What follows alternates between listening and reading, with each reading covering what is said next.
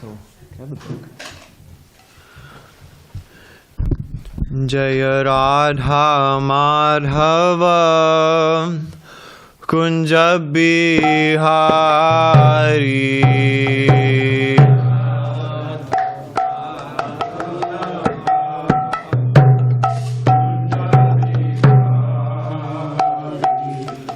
Jaya Radha Madhava Kunja Bihari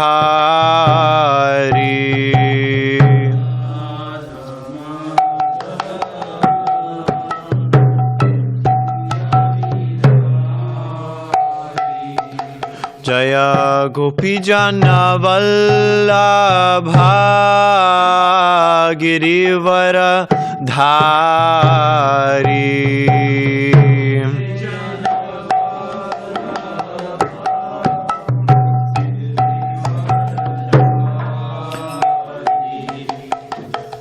Gopijana Vallabha Girivara Dhari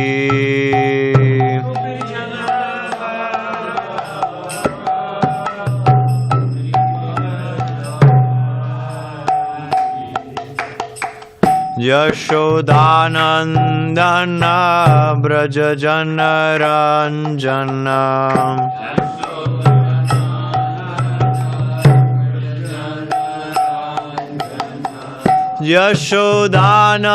Yashodanandana Braja Janaranjana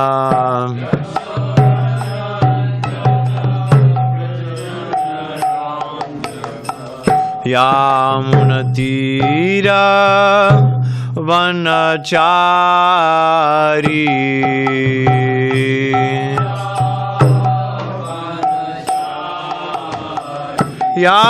Yamunatira Vanachari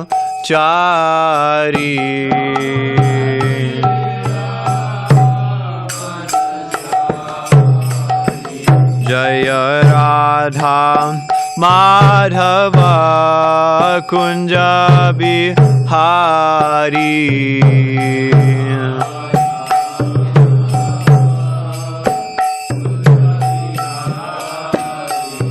Jaya Radha Madhava Kunja Bihari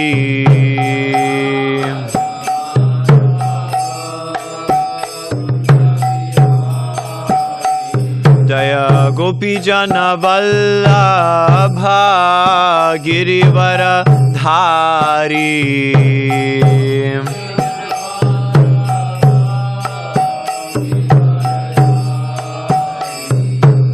Gopijana Vallabha Girivara Dhari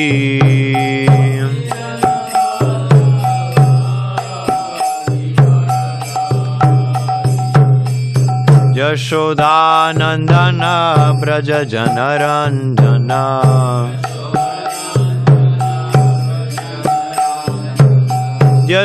Yashodanandana Braja Janaranjana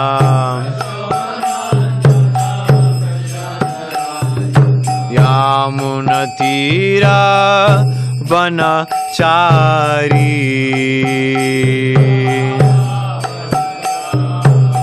Yamunatira Vanachari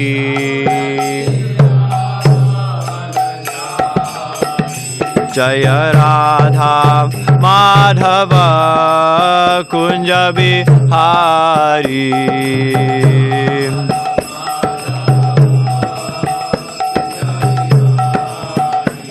Jaya Radha Madhava Kunja Bihari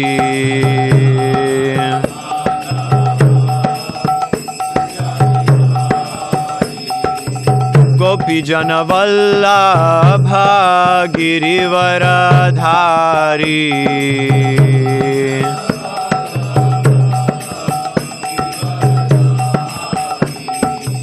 Gopijana Vallabha Girivara Dhari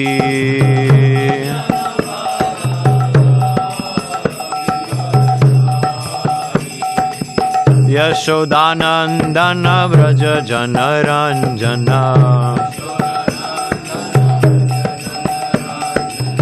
Yashodanandana Vraja Janaranjana Yamunatira Vanachari Yamunatira Vanachari Jaya Radha Madhava Kunja Bihari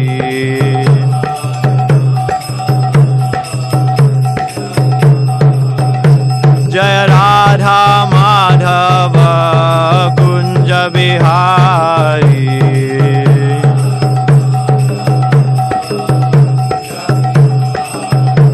Jaya Radha Madhava Kunja Bihari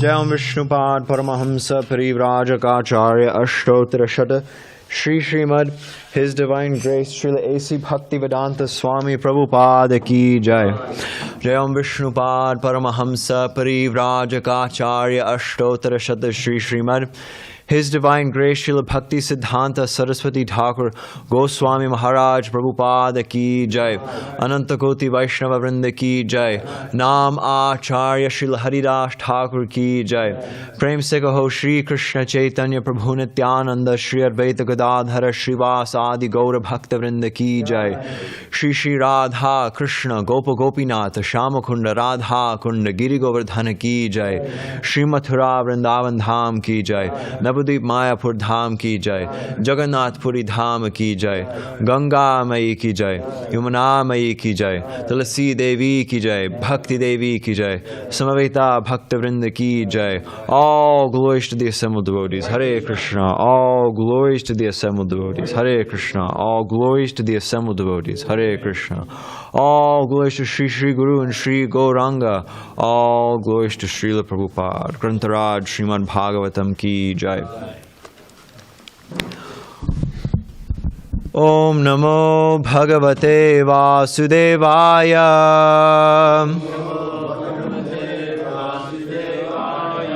Om Namo Bhagavate Vasudevaya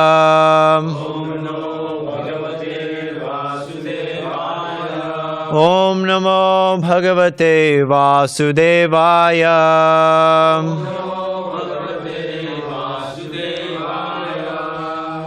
Today we are reading from Srimad Bhagavatam, Canto number 6, Chapter 2, Text number 7. Ayam hi krita nirvesho janma koti amhasam api yad vyajahara vivasho nama swasti ayanam harehe ayam hi krita nirvesho janma kotyam hasamapi yadvyajahara vivasho nama swastyayanam harehe ayam hi krita nirvesho janma kotyam hasamapi yadvyajahara vivasho nama swastyayanam harehe ayam hi krita nirvesho janma kotyam hasamapi yadvyajahara vivasho nama swastyayanam harehe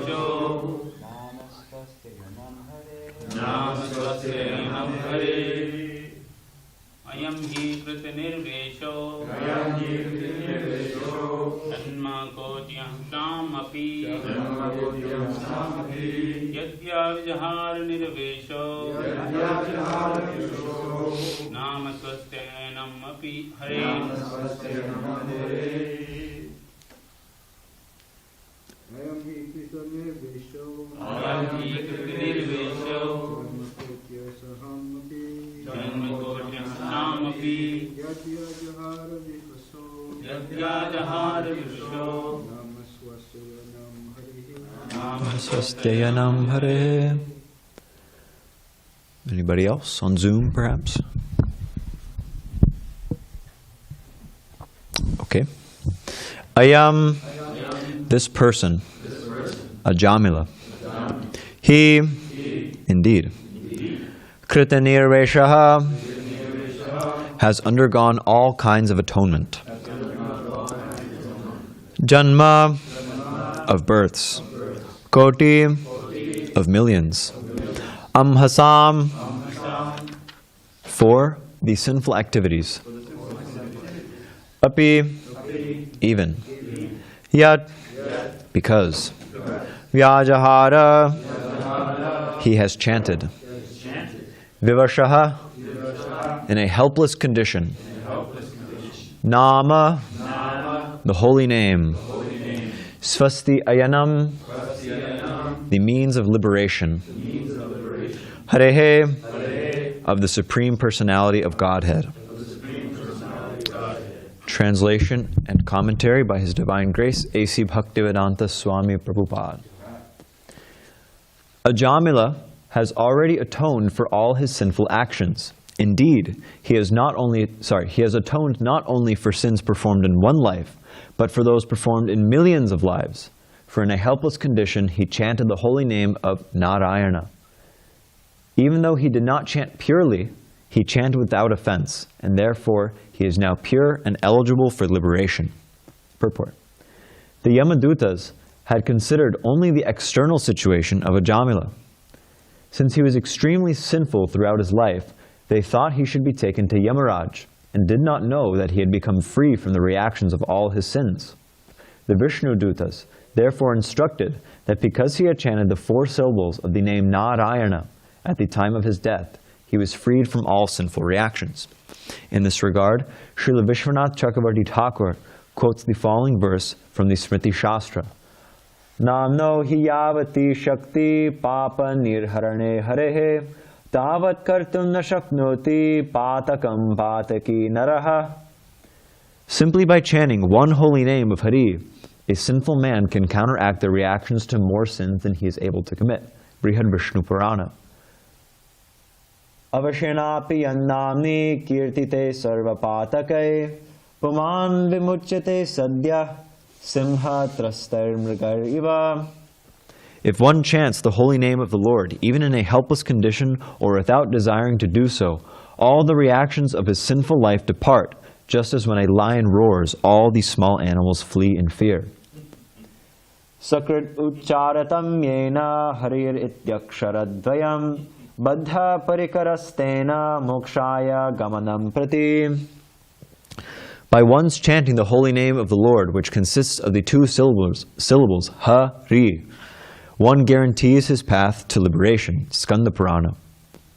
These are some of the reasons why the Viṣṇudūtas objected to the Yamadūtas taking Ajamila to the court of Yamarāja. Om Ajnānatimirandasya Jnānāñjana Shalakaya Chakshurun Militam Yena Tasmai Shri Gurave Namaha Nama Shreshtam Manamapi Shachi Putramatra Swarupam Rupam Tasyagrajam Urupurim Mathurim Goshtavatim Radha Kundam Girivaramaho Radhika Madhavasham Prapto Yasya Pratita Kripaya Shri Gurum Tam Natosmi Vandeham Shri Guru Shri Yutapada Kamalam Shri Gurun Vaishnavamscha Shri Rupam Sagrajatam Sahagana Raghunatham Vitam Tam Sajivam Sadvaitam Savadutam Parijana Sahitam Krishna Chaitanya Devam Shri Radha Krishna Padan Sahagana Lalita Shri Vishakan Vitamscha He Krishna Karuna Sindho Dinabandho Jagatpate Gopesha Gopika Kanta Radha Kanta Namostude Tapta Kanchana Gaurangi Radhe Vrindavaneshwari Vrishabhanu Sute Devi Pranamami Hari Priye Vancha Kalpatarubhyascha Kripa Sindhubhya evacha Patitanam Pavanebhyo Vaishnavebhyo Namo Namaha Jaya Shri Krishna Chaitanya Prabhu Nityananda Shri Advaita Gadadhara Srivasadi Gaura Bhakta Vrinda Hare Krishna Krishna Krishna Hare Hare Hare Rama Rama Rama Hare Hare. So this verse is talking a little bit about the glories, well, not a little bit about, it's talking practically only about the glories of the holy name. And about prayashchitta. So I'll touch on those two topics, but I'll start at kind of a distance and say that Krishna, the Supreme Personality of Godhead, he is known as Lila Purushottama, meaning he is, his only business is Lila. His only business is enjoying pastimes. His only business is just basically to enjoy like anything. And this is confirmed in the Brahma Samhita. Ananda chinmaya rasa pratibhavatabi stabhiryameva nijarupataya kalabhi goloka eva nivasatya kilatma bhuto govindamadi purusham damaham bhajami. So this verse is saying that Krishna, he's completely composed of ananda. He's completely composed of bliss.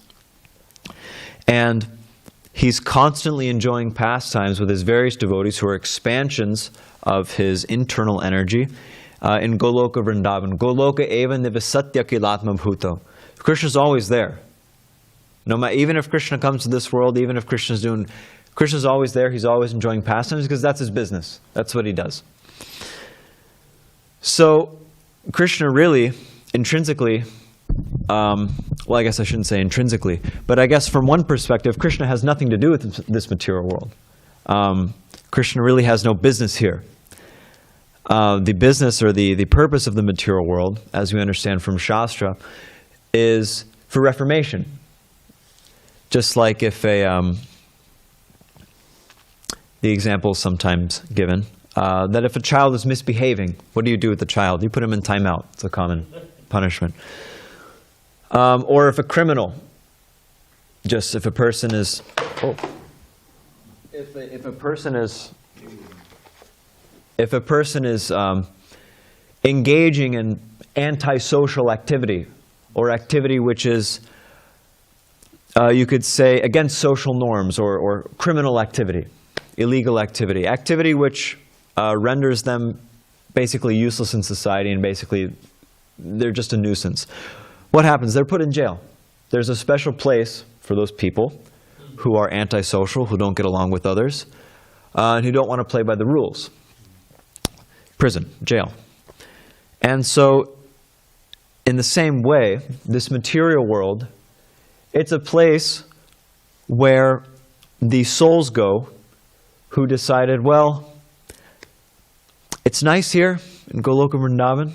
I gotta admit, it's pretty nice, but I don't know, this Krishna guy, everybody's always, glorifying him. Everybody's always, he's like the man around here, but I'm thinking like, what if I was the man? Like, it'd be kind of nice if, maybe I could be the man of the hour, and everything could be centered around me. Everybody could be glorifying me. It might be kind of nice, So the conditioned souls, well, I guess they're not conditioned at that point, but they become conditioned because Krishna says, okay, fine, try it out, see how it works for you. And there's a common, thing like in movies or whatever, like doctors will say, take 2 and call me in the morning, So Krishna says, fine, all right, you can try it out. And, let's see how it goes. And so then the living entity comes to this world and he's engaging in activities, whether it's good activities or bad activities. He's engaging in activities, and thus he's bound by the laws of karma. And because he's bound by the laws of karma, he's got to perform more activities. He gets another body and he's got to perform more activities. And like this, he's completely trapped in this cycle of taking another body, burning off some karma, then performing more karma, and then taking another body, burn off that karma, and etc., etc. So Krishna's got nothing to do with it, practically speaking.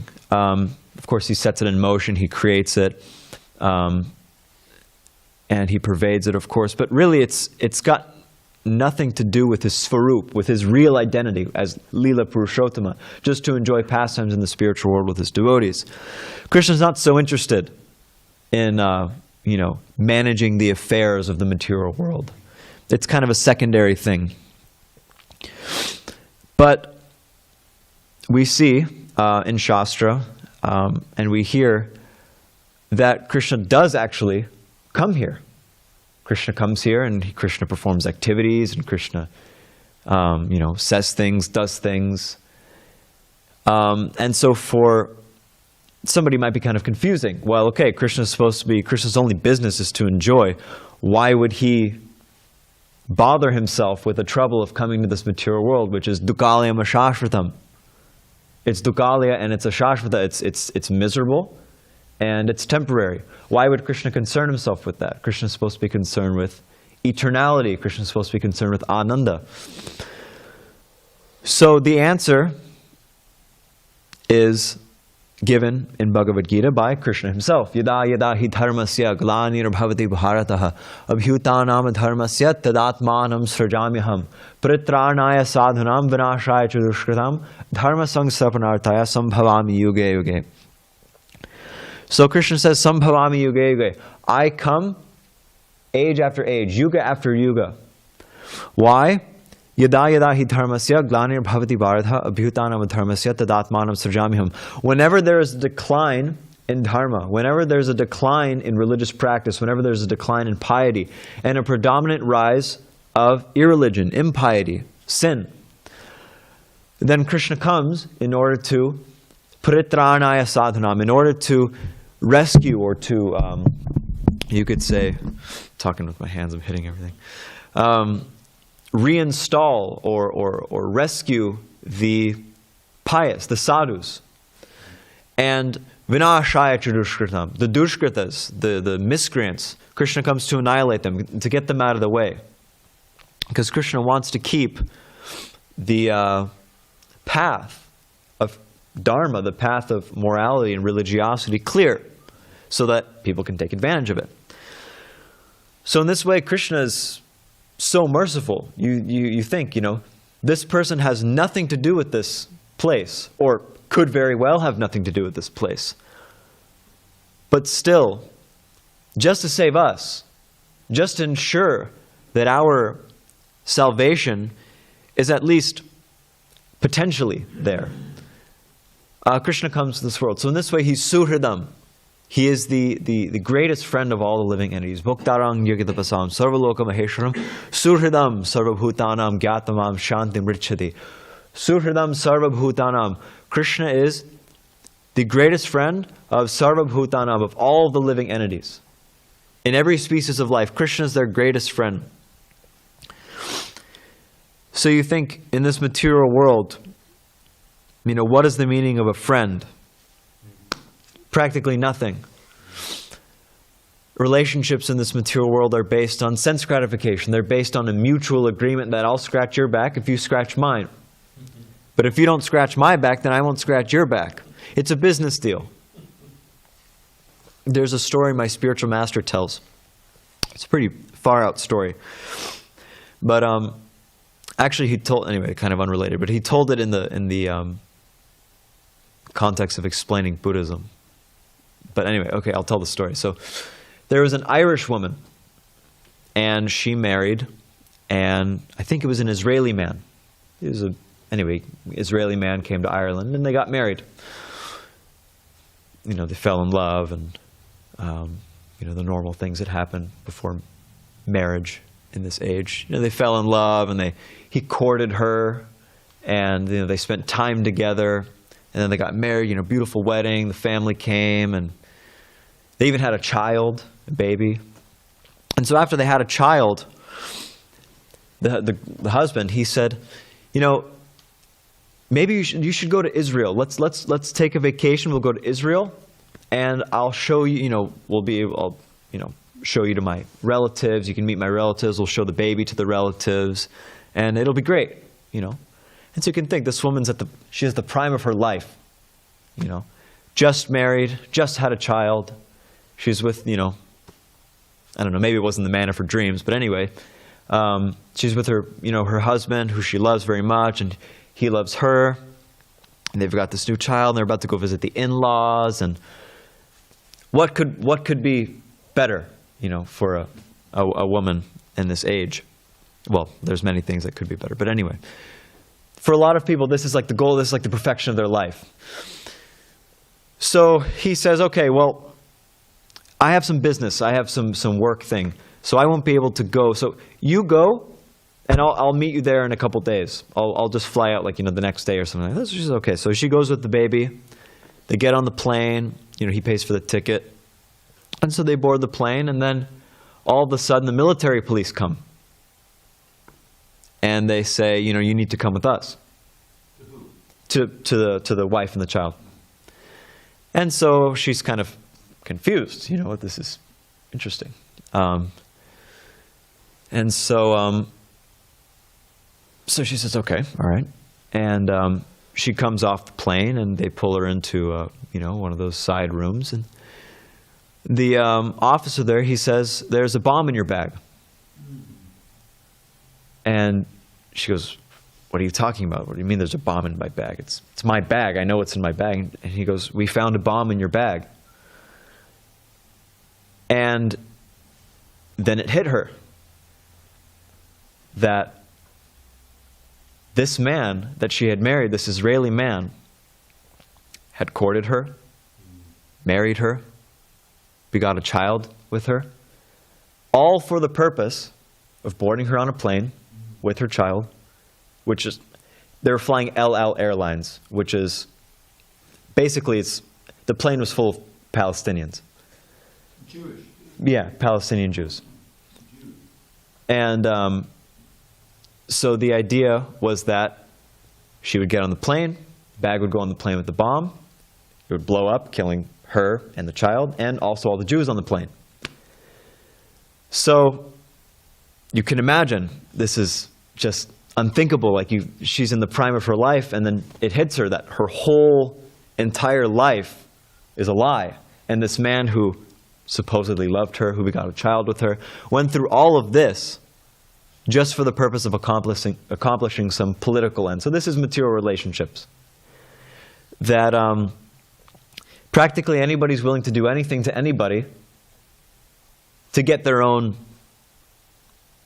you know, what could you say, to get to meet their own ends.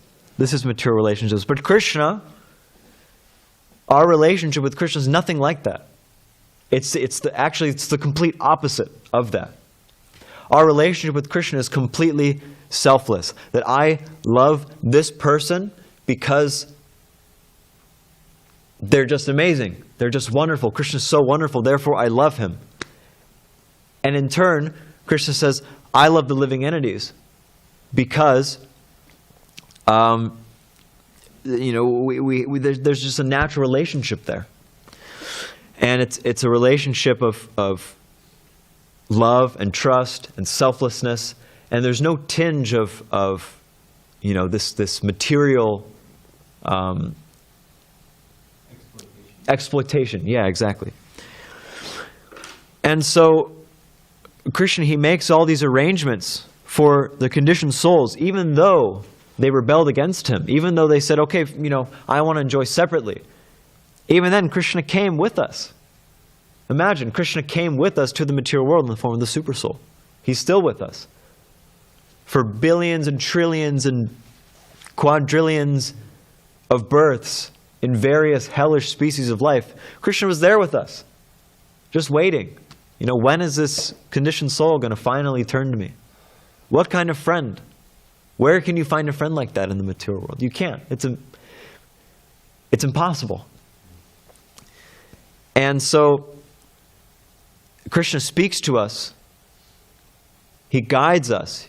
He gives us different ways by which the path to him can be opened. And one of the ways, especially that he gives, Krishna, or in the Chaitanya Charitamrita, it said, Maya mukta jiva nahi shata Krishna gyan jiver kripai koila Krishna Ved Puran. Krishna speaks to us through Veda Puran, through the Vedas and the Puranas, and Krishna speaks to us through Shastra. Shastra is our guide. The words of Krishna, that's Krishna speaking in Bhagavad Gita, Krishna speaking in Srimad Bhagavatam.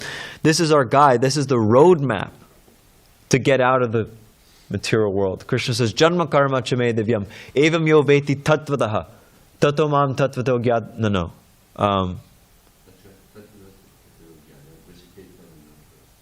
No, that's Bhakti Amam. I miss it. Anyway, that's actually the significant line. Janma karma chame divyam, evam yo veti tattvataha. Krishna says we have to understand in truth. Because we can read and we can accumulate knowledge, and we can memorize certain points, but Krishna's not conquered that way. We can't understand or we won't be admitted into the spiritual world unless we have tattva, unless we understand in truth. Means realize, vijnana, realize knowledge. And this is our, Srila Gaur Govinda Maharaj, he says this is our visa to Goloka. Unless we have realized knowledge, like when you go to a certain country, they need to see your visa in order to get in. So in a similar way, if we want to be admitted into Goloka Vrindavan, if we want to be admitted in the spiritual world, we need to have vijnana. And in order to have vijnana, or realized knowledge, it's said in Shastra, tad vijnanam sagurum eva abhigachet. We need to have a guru. If we want to understand tattva, then we need to find a tattva darshi guru, means a guru who has seen the truth. Not only who has seen the truth, but who's realized the truth, who's living in that truth.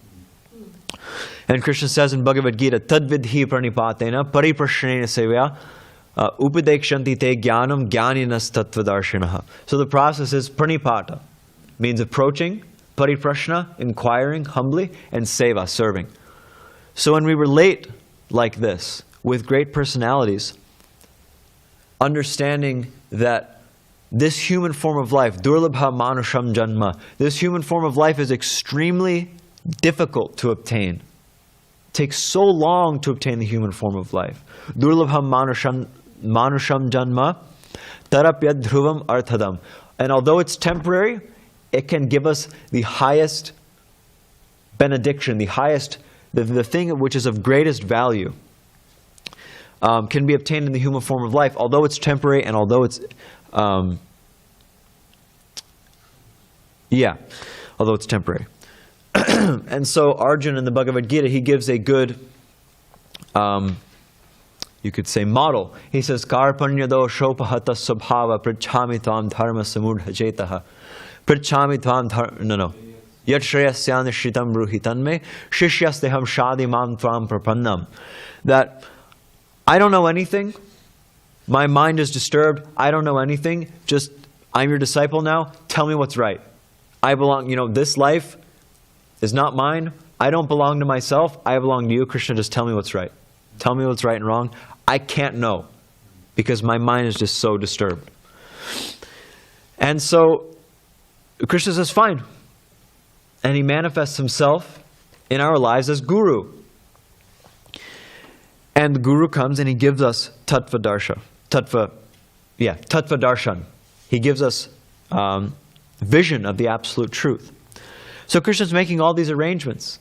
Krishna's giving us, everything. Krishna's providing everything. As long as we use it, as long as we want it, Krishna will give it to us. Yajñartat karmano nyatra loko yam karma bandhanaha tarartham karma kaunteya mukta sangha samachara. That work should be done, activity in this world should be done for Krishna. Otherwise, what's the alternative? Loko yam karma bandhanaha. Otherwise, that work just binds us to this material world. Karma bandhanaha. And this bond of karma is so strong. Even the demigods, from Lord Brahma himself to down to the most insignificant ant, all living entities are bound by karma. Every little action you perform, there's a reaction. And we see there's a pastime. Indra, he offended his guru. So what happened? He had to come he took birth as a hog. And so when one is in that state of karma bandhanaha, bhogai shorya prasaktanam tyaparhita chetasam, when one is bound by karma, and when one is enjoying the fruits of his activities, or trying, tyaparhita chetasam, his consciousness is taken away. He can't understand what's right and wrong, what's valuable and what's worthless. Matirna Krishna paratasvato va Mato vipatteta graha vratanam adanta gobi rishatam tamisram punah punah sharvata charvananam. Whether it's from somebody else's advice or whether, it's coming about in the mind, this idea that, hey, maybe this material enjoyment is actually not all that it's, made out to be. This idea just doesn't come. Even if somebody's coming up to them and saying, hey, even if somebody's opening, the doors, showing them that what you're doing is just stupid, what you're doing is worthless, still they can't see. Griha means they've made a vrata, they're determined, they've made a vow, practically speaking, to enjoy. And so what's the result? Adanta gobir, their untamed senses, vishatam tamisram, by their uncontrolled senses, they're thrown into this hellish condition of chewing the chewed over and over again. The example is often given like sugarcane. If you've ever, had sugarcane, you get a little piece of sugarcane and you chew it. And it's very nice juice comes out, very sweet. But at a certain point, the juice is gone, and you're just left with this fiber. And it's not very nice. It's dry. It's kind of astringent. But if somebody were to chew this fibrous nonsense over and over and over again, thinking, okay, there's going to be some more juice soon, it's a condition of insanity, and it's hellish because one's expecting that, okay, I'm going to be happy. But what do they get? They just get misery. They just get disappointment. Because that happiness that they're looking for, that eternal happiness that they're looking for, it won't come. Categorically, this world does not have any eternal happiness within it. And so this hellish condition,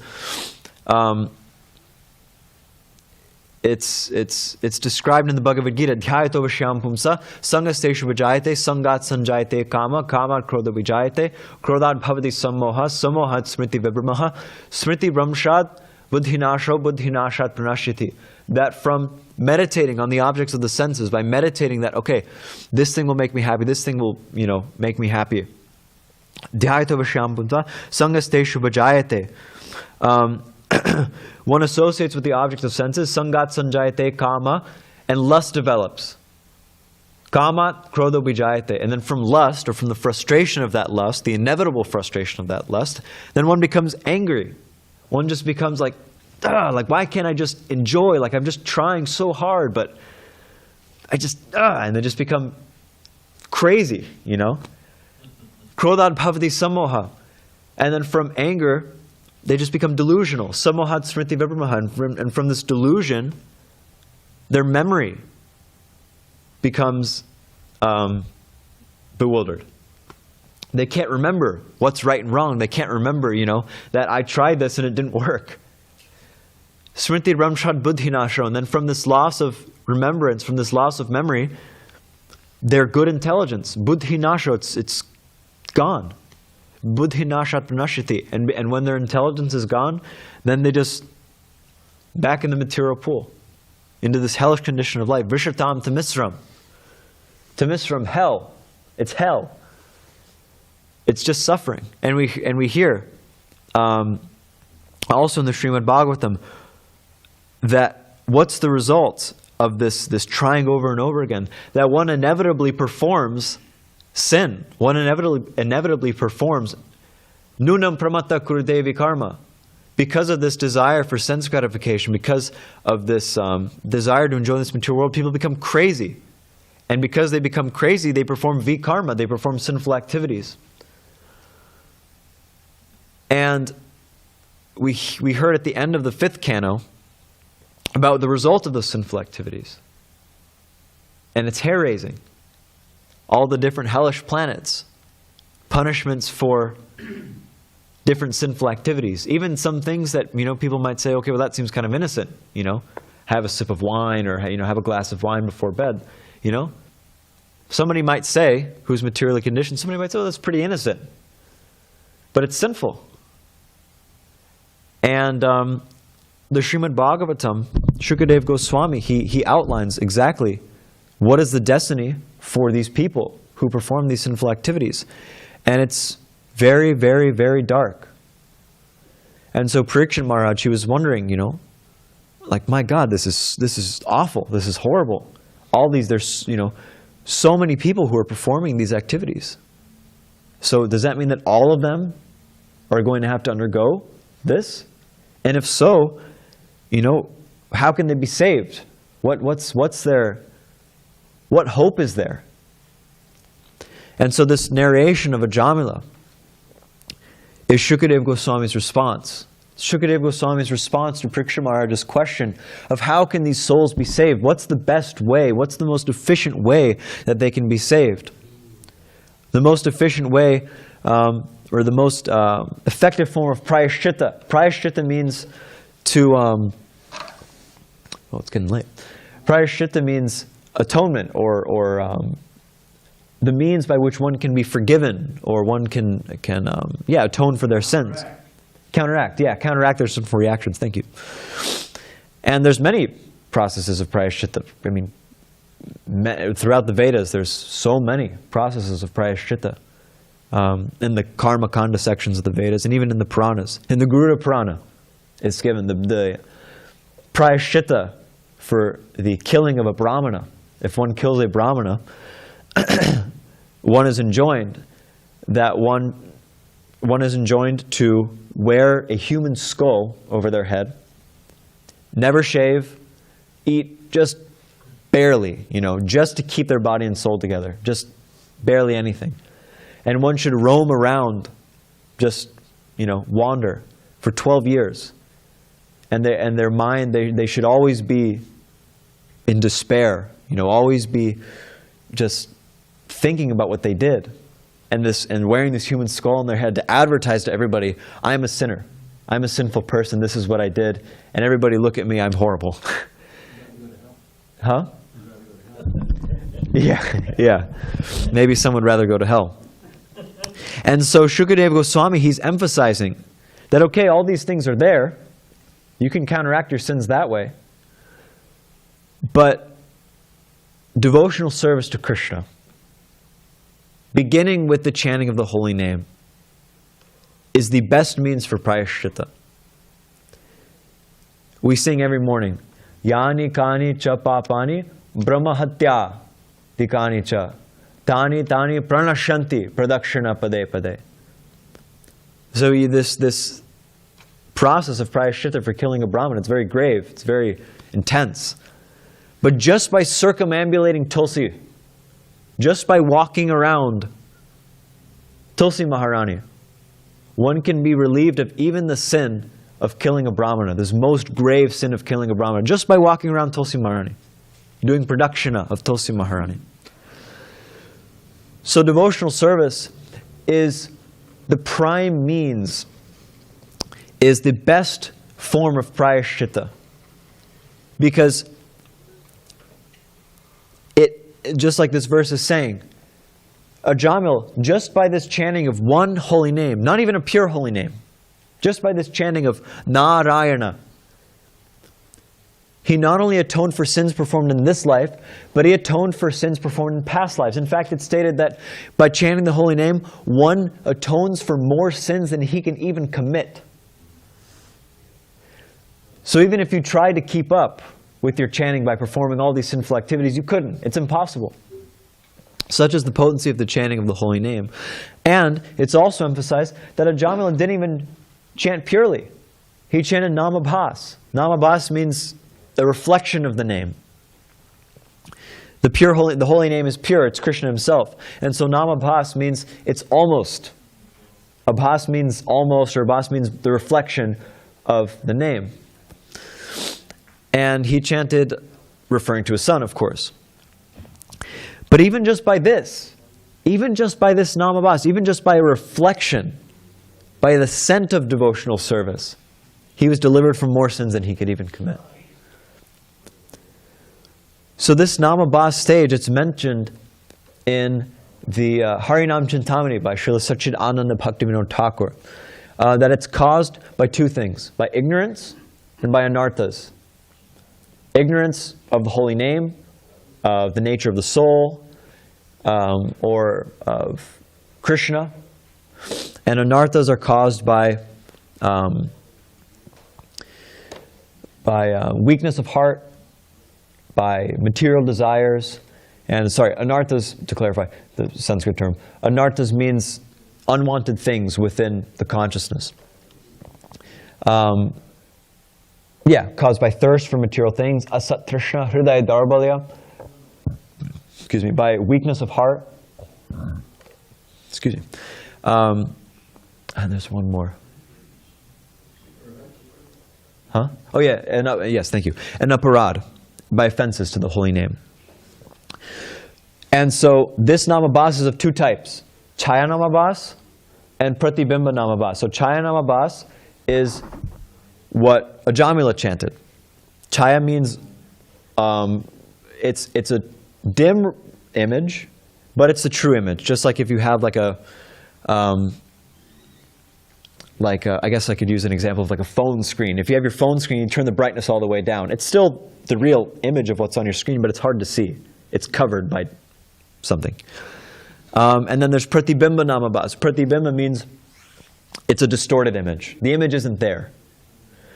And so this is caused, this pratibimba namabhas is caused by envious knowledge, means like the chanting of Mayavadis, or the chanting of impersonalists. They're chanting thinking, I'm going to become Krishna. So this doesn't bring perfection. This actually only sinks one down lower and lower into hellish life. But this chaya namabhas, even if it's super, super, super dim, the ignorance and anarthas, they're compared to clouds and to mist, which cover the true potency of the holy name. But this chaya namabhas, this dim reflection, even the most dim reflection, even the most dim scent, the most faint scent of Krishna, of devotional service to Krishna, can bring the highest perfection.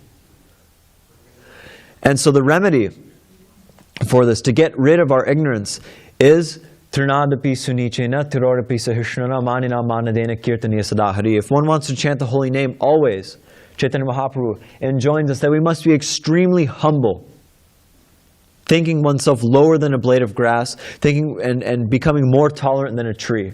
And Bhaktisiddhanta Saraswati Thakur, our Param Guru, he gives a purport to this verse that this humility, thinking oneself lower than a blade of grass, means submitting oneself to the Guru. And this is confirmed in Harinam Chintamani, wherein Haridas Thakur says that the remedy for Namabhas, the remedy for the dim potence, or like the remedy for our ignorance and our anarthas, is Sambandha Gyan, means knowledge of the nature of the soul and its relationship with Krishna by the spiritual master. Because when we have this Sambandha Gyan, when we understand who we are, what situation we're in right now, and where we're supposed to be, then we can have determination. We can have faith and determination in the goal. It's hard to have determination in something you don't really believe in. So when we have realized knowledge of the nature of the soul, even just the most basic points of Krishna consciousness, I'm not this body, Krishna is the Supreme Personality of Godhead. Even if we can just have faith in these statements, and go on with determination, with this faith in our practice of chanting the holy name, Krishna says, Tesham satata yuktanam bhajatam priti purvakam dadami buddhi yogam tam yena mam upayanti te. That if we go on with faith and determination, Krishna gives the intelligence. Krishna will guide us. Krishna takes care of us and gives us the intelligence by which we can come to Him. So just by a preliminary amount of faith. A preliminary amount of faith and just a little bit of determination. That I want to perfect this life. That I want to be serious about this human form of life. Then one can achieve the highest goal. And one doesn't have to follow all these just tiresome spiritual practices, or so-called spiritual practices, that are mentioned in the Karmakanda sections of the Vedas. You don't have to roam around like some mendicant wearing a skull on your head. You don't have to go out to the forest and do this and this and that. Krishna says, just chant. Hare Nama, Hare Nama, Hare Nama eva kevalam kulo nasteva nasteva nasteva gatiranyata. That's all you have to do. Just chant the holy name of Krishna. And by this, one's consciousness will be purified. Nama Chintamani Krishna's Chaitanya Rasa Vigraha Purno Shuddho Nitya Mukto Bhinnatvam Nama Namino. The holy name is Purna. It's full. In and of itself, it's full. You don't need anything else. Shuddho, it's completely pure. Nitya Mukto, and it's eternally liberated from, it's eternally free from any kind of material contamination. Why? Bhinnatvam Nama Namino. Because it's non-different. The name is non-different from the named. Harinam Chintamani further states that the name and form of Krishna, they're dancing partners. So when one chants the holy name of Krishna, one is associating with Krishna directly. And if one with determination continues, yetamam prapadyante, if one says to Krishna, okay, I want to do this. I want to see you, I want to be with you. I'm not quoting George Harrison, but you know, I want to go back to Godhead. Then like this, the name and form, they're dancing partners. If you chant the name, the form will come. And everything else after that. Just by this simple, preliminary, small determination, such as the potency of devotional service, as we're seeing in this pastime of Ajamila, who was saved from the wrath of the Yamadūtas and given a second chance. So I'll stop there because it's late. Yes, Maharaj.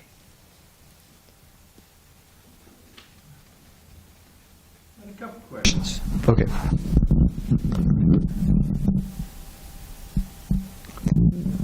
Just quickly, you were talking about the Palestinian guy who planted the bomb on the be his wife.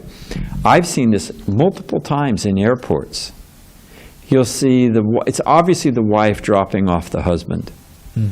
You know, she's in the house coat or whatever, her hair, and she's getting the kids. She's obviously the wife, and he's obviously going off on a business trip. He'll give her a little peck on the cheek, and off they go. Bye, dear. Bye, dear. I've seen him walk into the airport and have a torrid embrace with some other woman. Wow. He's not going on a business trip. He's having some rendezvous with his paramour. I've seen it multiple times in airports. Wow. So, you know, you never know really what's going on and the deep commitment and all this stuff. Yeah. But I had several questions. You said it says he gains liberation. What is that liberation? Let me finish. Yeah. You can pick which question you want to answer. Because he's not, I mean, he had to go on to hardware. He didn't go back to Godhead. So when it says one gets liberated by, you know, one's chanting the holy name, what is that liberation? Okay, so that's one question. Another question says, Shastra is our guide, our sole guide. Is that actually a fact? Are there other features that are our guides? Is Shastra the only pinnacle and our sole guide? Then you also said if we just have this once determination, the Rupa and Nam are dancing together as soon as there's determination. But determination ebbs and flows. Mm-hmm. So you can pick which one you want to answer. Okay, so the first, sorry, what was the first one again? Liberation, right. What is that meant by liberation? Yeah, so in Harinam Chintamani, this is also discussed, that the result of chanting the holy name is dependent on the consciousness of the person who takes it up. But Ajamila was not conscious of it. Yeah. And it says liberation. Yeah, so liberation, in his case, means that his karma was wiped. He didn't necessarily go immediately to Vaikuntha, but at the very least, he was given a clean slate because of his chanting. In the verse it said he was purified. Sorry, say that again? In the verse it says he was purified. Yeah, he was. He's defining purification as freed from karma. It's like it's a reset. It's a cosmic reset. Yeah. And Fresh he's start. now pure and eligible for liberation. Yeah, so we're asking what's liberation? That's our definition. Yeah. And he's saying it means you're freed from past reaction. It's a cosmic reset. Yeah. So, for somebody who's unconscious of the glories of the holy name, then their karma's wiped, and and then there's also varying degrees. Also in the stage of Namabhas, if one's chanting, for example, there's primary names. Haridas Thakur describes there's primary names of Vishnu or Krishna, and there's secondary names. And so the secondary names of Krishna refer to his activities in this material world in relation to, like, Paramatma or Nārāyaṇa or Viṣṇudūtas, like this. And those can only take one as far as Vaikuntha. But if one chants names like, for example, Gopinath or Krishna or etc., then one can go to Goloka Vrindavan and achieve the highest goal. But at the very least, this chanting of Namabhas, as we're seeing in this pastime, it can wipe one's karma and basically give somebody a second chance and put them on a platform by which, like Ajamila did, he engaged in activity for further liberation to Vaikuntha. That's my understanding. I think we're okay. Okay, and then this I can. You want to go for the full trident? Yeah, I can do it. Yeah. Okay, then what? You stress very strongly Shastra. Yeah. Everything rests on Shastra. Shastra is our guide. Yeah. Shastra is the key to the whole thing. Yeah. So, Srila Prabhupada says in a purport in the Chaitanya Charitamrita in the Madhya Lila, chapter 20, toward the end, he states that Shastra is the center, but we have to understand, but Shastra is given to us by Guru.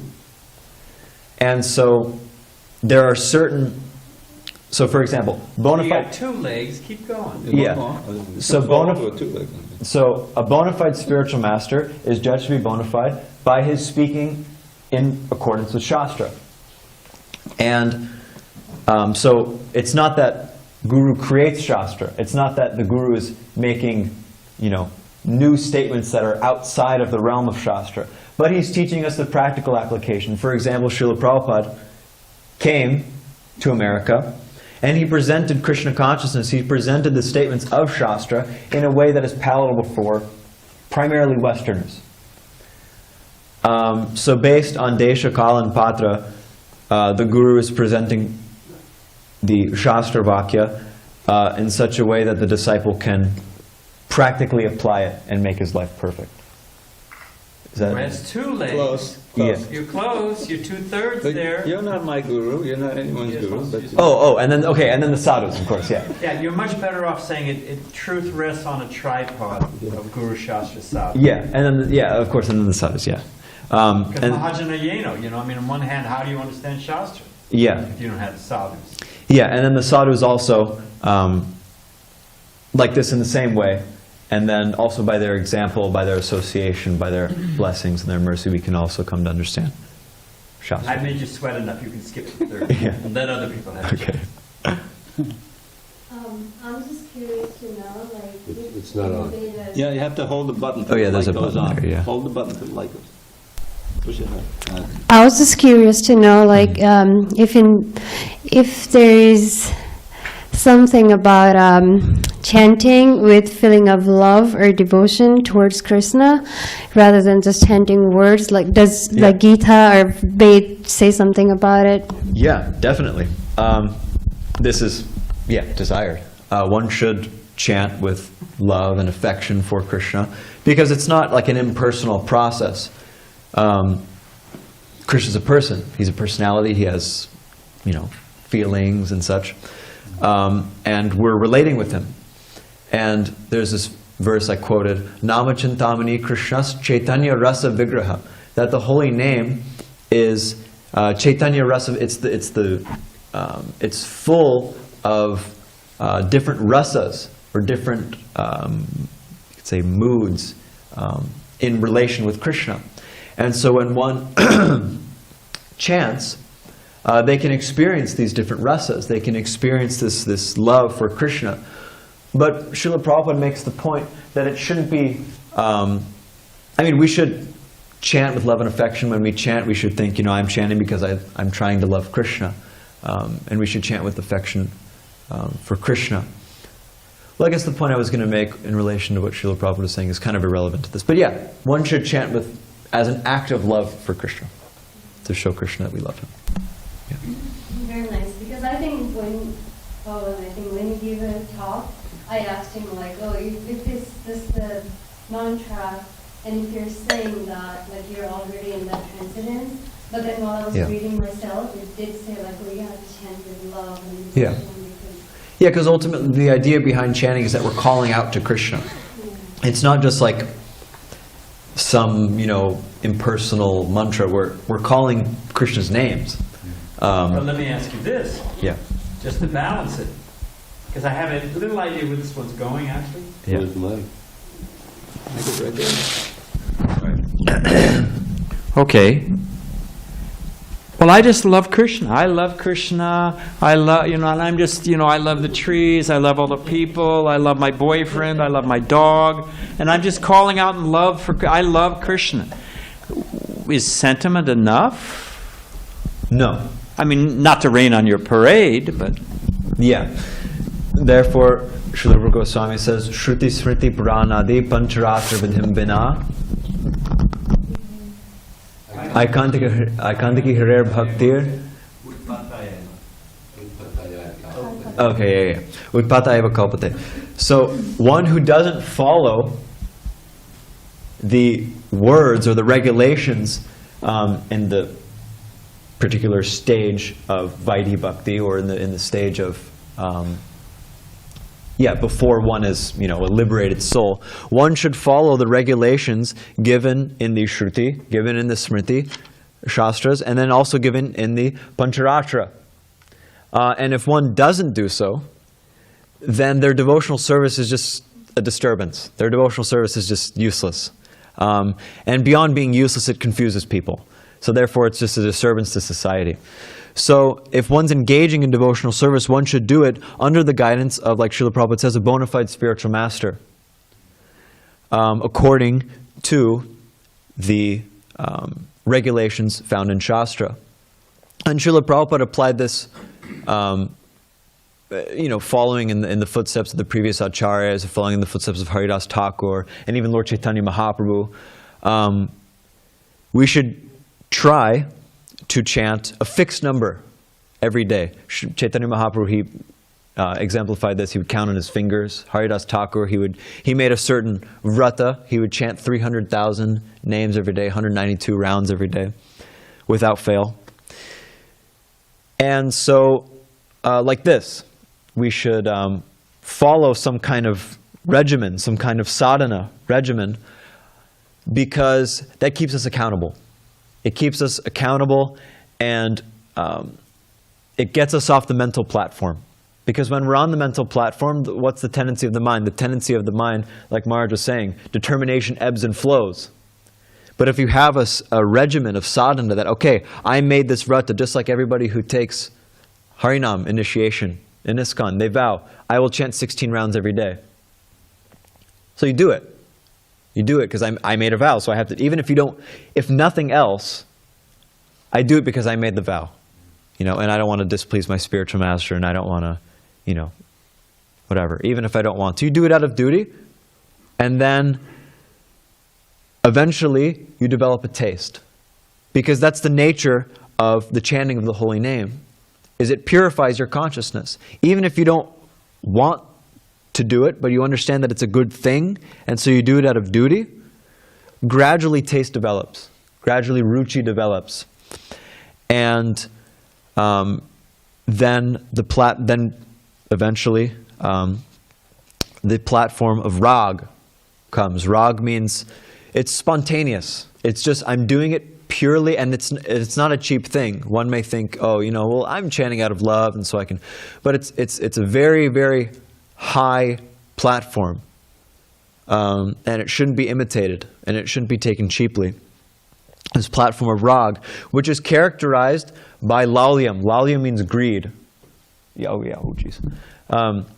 So by chanting out of duty and by engaging in the process of devotional service out of duty according to regulations, then one achieves the platform of love of Krishna, where their actions are motivated not out of duty per se, but out of just pure greed and pure love for Krishna. But it's a very, very high platform.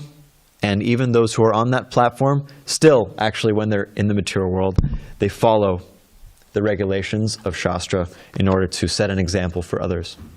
So it's really late. So I won't hold everybody up any longer.